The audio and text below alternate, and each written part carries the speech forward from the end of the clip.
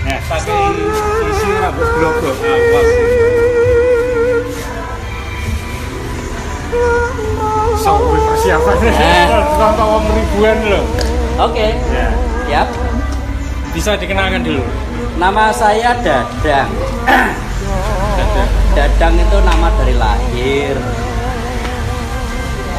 Sudah. Tinggalnya di mana? Saya tinggal di wilayah Ngasem, Desa Jampet, Ngasem, Bojonegoro. Sekarang kita mau bahas satu kata saja. Oke. Judulnya adalah proses. Wus, ngeri ini. Kan sering kali di seni rupa itu ada istilah proses tidak akan mengkhianati hasil. Itu apa maksudnya? Kalau berkhianat gimana? Ya.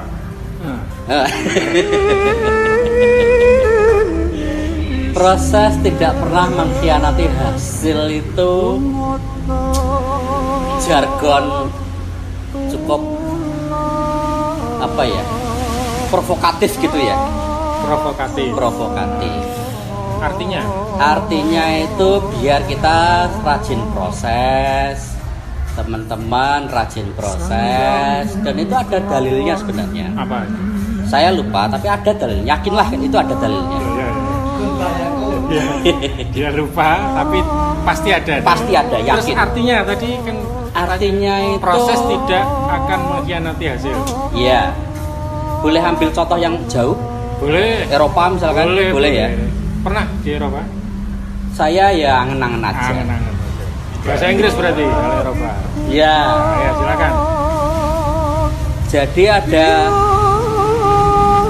ini pertarungan, saya menceritakan soal tokoh seni rupa abstrak ya.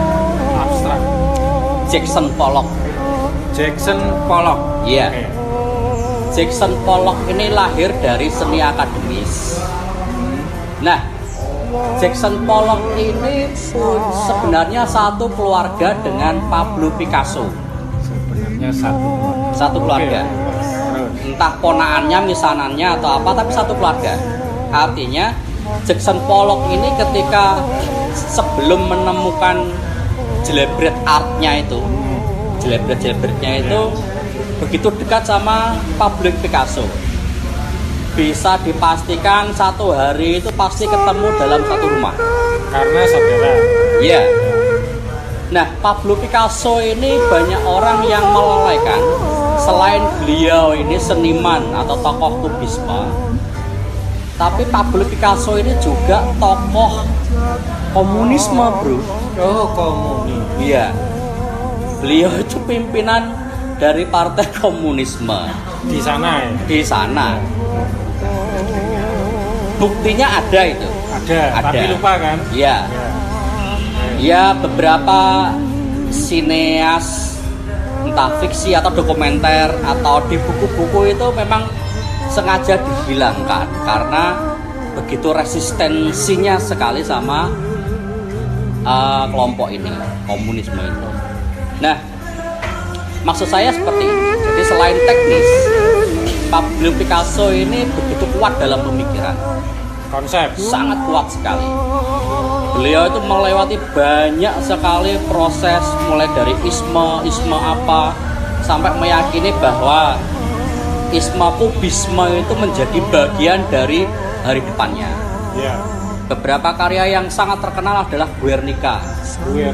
Itu besar sekali ukurannya. 10 meter kali ada puluhan meter lah.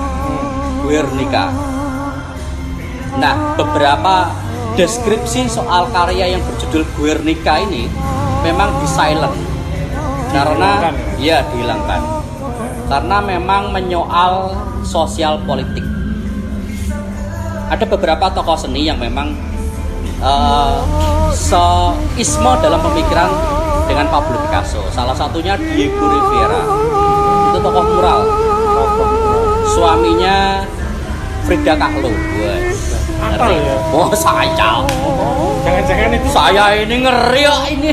itu tok apalnya. Iya. Terus. Terus begitu kuat mempengaruhi di meja makan dalam obrolan-obrolan itu. Meja makan tanda kutip ya. Dalam arti sebenarnya. Waktu makan. Waktu makan dengan Jackson Pollock, si Pablo Picasso ini sering menanyakan, gimana progres karyamu? Oh itu. Itu kata kuncinya di situ. Kemudian dijawab. Yang sebenarnya Jackson Pollock ini sangat menghindari pertanyaan-pertanyaan itu, karena pengaruh dari pemikiran visual karya-karya Pablo Picasso ini cukup mengganggu di otak Jackson Pollock. Sangat mengganggu sekali. Nah, begitu besarnya keinginan Jackson Pollock ingin melepaskan diri dari si Pablo Picasso ini, dia itu mengurung diri dan sempat punya pikiran bahwa dia mau keluar dari anggota keluarga. Wah, karena gara-gara karyanya Pablo Picasso, dia jadi semacam mimpi buruk, kemudian pengen wis aku coretan aja. Pablo Picasso ini kayak nightmare gitu ya. Oh iya. Nah, terus kemudian Jackson Pollock ini mengisolasi diri. Padahal belum ada corona. Belum ada corona ini, isolasi mandiri ya. Terus kemudian dia belanja cat besar-besaran, terus melukis, yang sebenarnya dia itu meyakini bahwa karya-karya proses pelepasan diri dari Pablo Picasso ini adalah sampah-sampahnya Pablo Picasso. Kemudian rentan berapa cukup lama itu? Cukup lama. Itu tahunnya kira-kira berbarengan dengan, kalau di Eropa itu ada gerakan Cobra namanya. Cobra. Ya, gerakan pemberontak yang beberapa anggota pilar-pilarnya. Yang pernah difilmkan itu ya? Situ tahu toh. Oke, terus. Ya.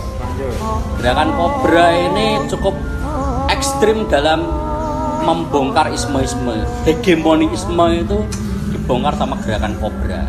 Cobra ini sebenarnya singkatan. Apa? Kota Copenhagen, Brussels, dan Amsterdam. Oh, 3 kota. Saya kok hafal ya. Sama tadi. Saya juga tahu. Terus.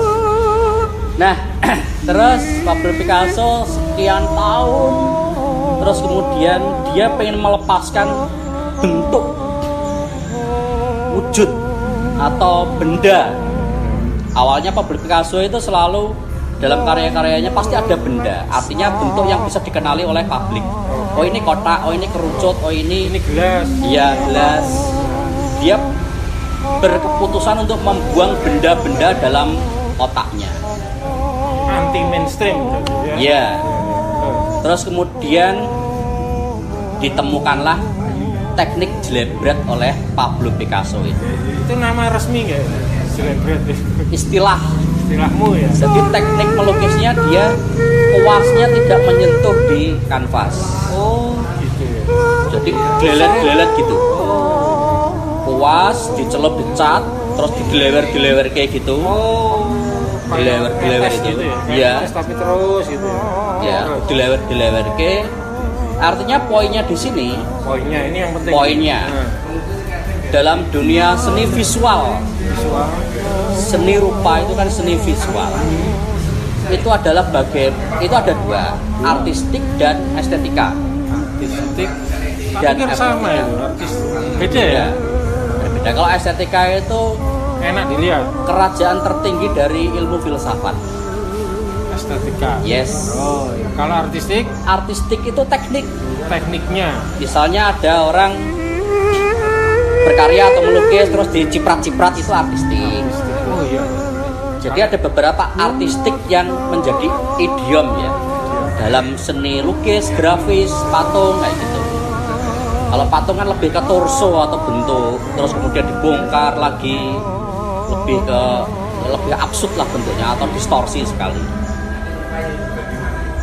Nah, yang ingin dibongkar sama Jackson Pollock adalah estetikanya. Dia lebih ke artistiknya. Estetika yang dibongkar. Ya, bukan artistik. Estetika itu soal pandangan. Kemudian ketemulah jelebret-jelebret itu. Jadilah Jackson Pollock yang mewarnai peta dunia seni rupa peta seni rupa dunia hari ini. Oke, sebentar. Oke. Nanti dilanjutkan. Kita dapat dari Jambonesia, kita dapat sesuatu ini. Apa ini? Mas Edi. Edi, weh. Edi. Wah, kita dapat kopi. Kelihatan loh tangannya. Kita dapat Mas kopi. S. Edi ini nggak bisa begini kidal. Dia itu nggak bisa begini kidal. Jambonesia ada di Letiswolo nomor 116. Oke, tadi sampai di membongkar estetik. Yes. Terus, lah pertanyaannya apa no? Proses tidak akan mengkhianati hasil. Itu tadi. Oh itu, Iya. panjang ya kalau ngomong proses. Maknanya. Proses penggalian apa? Ya dalam seni rupa. Kalau seni rupa itu tidak lepas dari buku-buku besar bacaan. Tadi ada referensi ketika Jackson Pollock berproses. Kemudian ada juga contoh ketika Picasso juga berproses melepaskan bentuk mainstream menjadi sakar PDW. Beda kalau Picasso itu sudah jadi. memang biasanya begini. Latar belakang alasan kenapa harus berkarya. Atau beberapa seniman itu ketika berkarya harus dari mana dulu? Titik nolnya dari mana? Dari narasi kah? Atau tema? Atau teks itu? Atau sosial soal-soal sosial ini, kemudian itu kan juga narasi sebenarnya, isu, tema, atau dari bentuk dulu. Jadi gini, bisa nggak orang berkesenian itu prosesnya sangat pendek, kemudian wood langsung top gitu, bisa nggak? Ada nggak contoh? Bisa. Contohnya siapa? Kan tadi referensinya Siapa ya? siapa? Saya juga tidak tahu. Bisa nggak? Tapi mungkin sedikit ya itu. Semuanya perlu proses yang tidak pendek ternyata. Seni akademis misalnya ini. Oh, betul. Seni akademis itu kan jenjang S1 itu lebih ditekankan pada proses berkaryanya. Nah itu kan ada ukuran waktunya 4 tahun kan 4 gitu. tahun kalau di akademi. Nah, bisa dipastikan Setelah secara umum kalau lulus dari 4 tahun itu dianggap lulus berarti dia sudah karya. menjadi seniman kan gitu. Berarti salah satu syarat Ya. kalau formalnya, kalau ingin jadi seniman, kalau ingin prosesnya lebih cepat, lebih terukur, Seni akademis. lewat jalur akademi. Karena marginnya kan jelas. 1 tahun ada 2 semester, 1 semester Ada sekian kurikulum. ya. Nah, kalau yang untuk pelajar-pelajar itu kan kuliah ya. Iya. Kalau untuk yang pelajar SD, SMP. Nah, itu sebaiknya prosesnya seperti apa? Supaya bisa lulus. Ya prosesnya akan lebih panjang karena tidak melewati kurikulum atau proses yang komprehensif lah ya, bertangga gitu. Bahasa saya jadi sulit-sulit gini ya. Enggak, saya cerdas loh. Oh iya. Saya bisa mengerti Betul lah. ya. Jadi gitu. Jadi proses tidak akan mengkhianati hasil itu berarti proses adalah salah satu syarat untuk membuat hasil dalam Jadi kurung karya. bagus. Betul. Ya enggak juga. Enggak. Yang itu apa? Yang betul itu hanya Allah Subhanahu wa taala. Setuju. Jadi ternyata masih satu kata, Hah? proses saja. Kita sudah sampai ke Inggris, kita sudah sampai dikasih dari mana?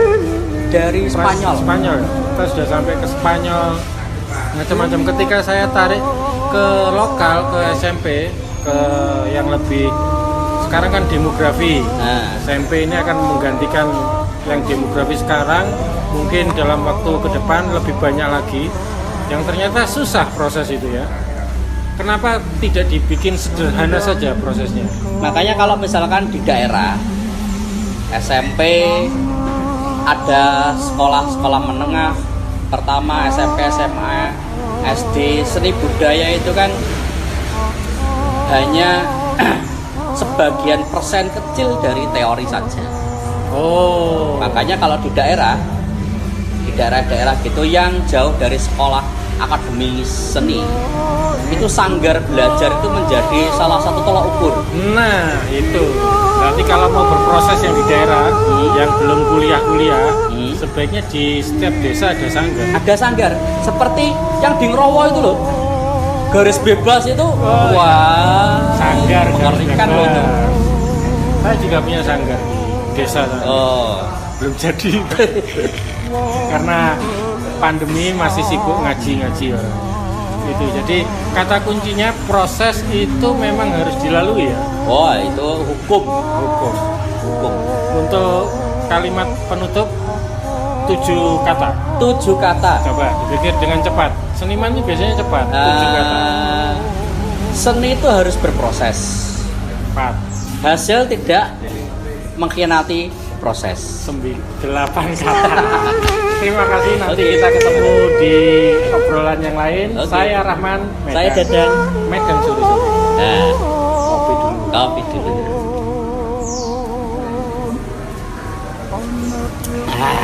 ngangklang jagat